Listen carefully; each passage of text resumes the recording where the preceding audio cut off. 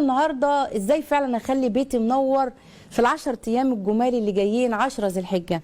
حلقه النهارده بخاطب فيها كل طبعا الامهات الواعيه، لا ده انا النهارده بخاطب البنات، بخاطب كل انواع البشر ربنا خلقهم، الاب والام والبنوته الصغيره والبنوته الكبيره، بنات جامعه، المقبلات المخطوبات، كل الناس.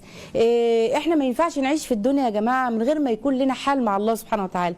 ما ينفعش اعيش في الدنيا وانا منفصله عن ربنا سبحانه وتعالى، اقول اصل ده وقت الشغل، واصل ده وقت مش عارفه ايه، واصل ده وقت الحب، وده وقت الزواج، وبعدين بقى ايه ربنا يسهل في العبادات. خلي بالك، ودي حاجه يعني انا دايما بكررها واكيد سمعتوها مني قبل كده، اللي بيضيع صلاه الفجر او اي فرض من الفروض في اول زواجه، امشي على كده بقى 2 3 لحد ما يعيد الفجر تاني او يعيد الصلوات تاني. لما احب اشكر الله سبحانه وتعالى على نعمه عطهاني، على نعمه زواج، على نعمه بيت، على نعمه اولاد، على نعمة ان انا عايشة في الدنيا وبتنفس، على كل نعمة من نعم ربنا لازم اعمل لله حق شكر النعمة. وحق شكر النعمة ايه؟ بالعمل. والعمل ايه؟ العبادة. الله عز وجل جابنا الدنيا فقط عشان العبادة، مالكوش دعوة باي حاجة تاني، اعبد واعمل صح عشان الله سبحانه وتعالى يعطيك. لما احب اتكلم عن الايام العشر واقول ازاي اعد بيتي واولادي وقلبي، انا محتاجة انا، ما انا برضو يعني ايه، ما يعني نمثل لكم اللي احنا بنمثله كل مرة.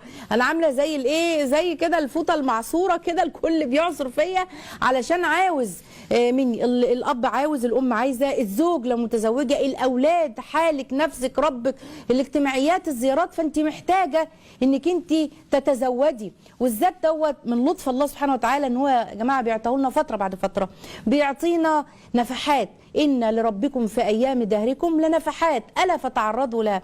التعرض لها يعني إيه؟ يعني ما يكون في أشعة شمس جاية كده وأنا إيه، وأنا بعرض نفسي ليها. فالنفحة دي رحمة من الله سبحانه وتعالى. الأيام دي اللي أقسم الله سبحانه وتعالى بها بقوله والفجر وليال عشر، أفضل أيام الدهر ال10 أيام اللي هيبدأوا من يوم الحد 12/8. نخلي بالنا كلنا الحد الجاي. أنا بقول النهاردة عشان يبقى لك فترة أهيئ نفسي وأعد أولادي وأكلمهم، ما أجيش قبلها بيوم او يومين واقول لهم او في نفس اليوم ده النهارده الايام العشر خلي بالكم، لا لا لا، انا بعدهم من قبليه عشان اشوقهم ازاي ان هم يستقبلوا الايام دي. وانا كمان لما بتكلم وبقول بذكر نفسي وقلبي كمان يبقى في حاله ايمانيه. جميل جدا جدا ان الاب او الزوج يعمل مع زوجته نوع من انواع التذكره. على فكره هي لما هيتصلح قلبها هتصلح لك البيت كله وهتصلح لك نفسها وانت هتعيش في سعاده، يعني انت الكسبان في كلا الاحوال. في حديث للنبي صلى الله عليه وسلم على افضل ايام الدار، بيقول افضل ايام الدنيا ايام العشر، وهي الايام اللي رغب فيها النبي صلى الله عليه وسلم للعمل الصالح بقوله بقى الحديث: ما من ايام، كلنا حافظينه طبعا، العمل الصالح فيهن احب الى الله من هذه الايام العشر. قالوا يا رسول الله ولا الجهاد في سبيل الله؟ فقال رسول الله صلى الله عليه وسلم: ولا الجهاد في سبيل الله الا رجل خرج بنفسه وماله ولم يرجع من ذلك بشيء. حاجة عظيمة، خرجت بمالي وبنفسي وما رجعتش، ده يعادلها عمل صالح في الأيام. إيه البساطة دي؟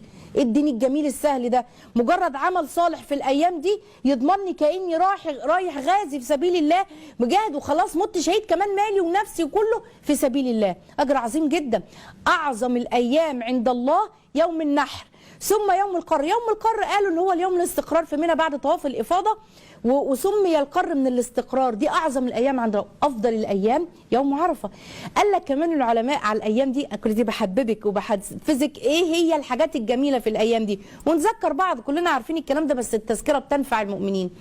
قال العلماء ان الايام ديت من افضل الايام بتجتمع فيها امهات العبادات، صلاه وذكر وقران وصيام وصدقه وحج وعمره، كل الايام كل الاعمال الصالحه فيها. طيب ايه هي الاعمال بقى، عشان احنا ايه نحب نتكلم عملي كده. ايه هي الاعمال اللي انا اعملها لنفسي ولبيتي ولاولادي عشان استغلها تبقى ال10 ايام كلها انا محوطه عليها وكلها في ميزان حسناتي؟